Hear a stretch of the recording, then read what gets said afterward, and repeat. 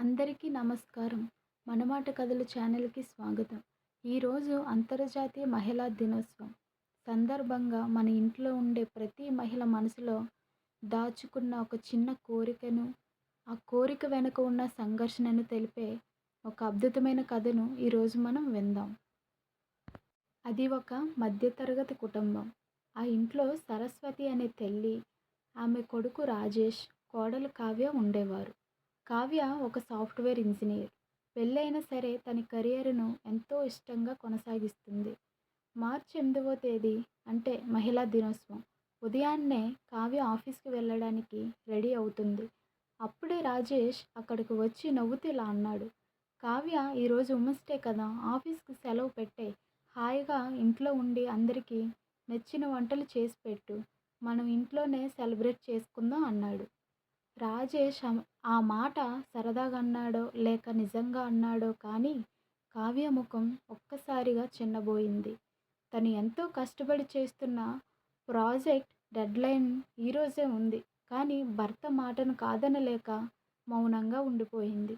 ఇది గమనించిన అత్తయ్యగారు సరస్వతి మెల్లగా వారి దగ్గరకు వచ్చింది. రాజేష్, నీకు ఒక విషయం చెప్పాలి. సరస్వతి కావ్య చేయి పట్టుకొని సోఫాలో కూర్చోబెట్టింది. రాజేష్ వైపు చూస్తూ ఇలా అంది. రాజేష్, నీకొక విషయం చెప్పాలి. ఈరోజు కావ్యని ఇంట్లో ఉండి వంట చేయమంటున్నావు కదా! సరిగ్గా 30 ఏళ్ల క్రితం నాకు కూడా ఇలాగే ఒక పరిస్థితి ఎదురైంది. అప్పుడు సరస్వతి తన గతాన్ని గుర్తు చేసుకుంది. నేను మీ నాన్నగారిని పెళ్లి చేసుకుని ఇంటికి వచ్చినప్పుడు నాకు టీచర్ అవ్వాలని చాలా ఆశ ఉండేది. బీఈడీ కూడా పూర్తి చేశాను.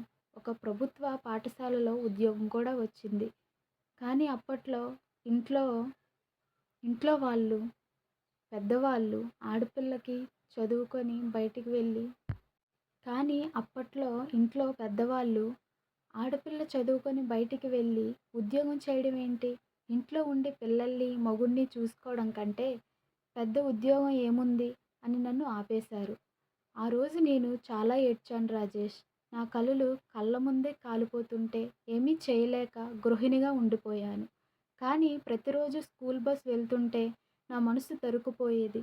నా కల చచ్చిపోయినా నీ కోసం, నీ చదువు కోసం నేను జీవించాను. సరస్వతి మాటలు వింటుంటే రాజేష్కి తను చేసిన తప్పేంటో అర్థమైంది. సరస్వతి మళ్ళీ ఇలా అంది. రాజేష్, ఒక ఆడది ఉద్యోగం చేస్తుందంటే అది కేవలం డబ్బు కోసం మాత్రమే కాదు. అది ఆమె గుర్తింపు. తను చదువుకున్న చదువుకిచ్చే గౌరవం. మహిళా దినోత్సవం అంటే కేవలం వాట్సాప్లో విషెస్ చెప్పడం కాదు. వాళ్ళ కలలకు అడ్డుపడకుండా వాళ్ళ ఎదుగుదలలో తోడ్పడటం. రాజేష్ మెల్లగా కావ్య దగ్గరకు వెళ్ళాడు. సారీ కావ్య, నేను సరదాగా అన్నాను కానీ అది నీ మనసుని ఇంత నొప్పిస్తుందని అనుకోలేదు. అమ్మ, నీ కోరికను అప్పట్లో ఎవరు గుర్తించలేదు. కానీ కావ్య విషయంలో అలా జరగనివ్వను. కావ్య, నువ్వు వెంటనే ఆఫీస్‌కు బయలుదేరు. నీ ప్రాజెక్ట్ సక్సెస్ అవ్వాలని కోరుకుంటున్నాను. సాయంత్రం నువ్వు వచ్చేసరికి నేనే వంట చేసి పెడతాను. అది నా తరపున నీకు ఉమెన్స్ డే గిఫ్ట్ అన్నాడు. కావ్య కళ్ళల్లో ఆనంద బాష్పాలు రాలాయి. తన అత్తగారిని హత్తుకొని హృదయపూర్వకంగా కృతజ్ఞతలు చెప్పుకుంది. స్నేహితులారా, చూశారు కదా! ప్రతి ఇంట్లో ఒక సరస్వతి ఉంటుంది.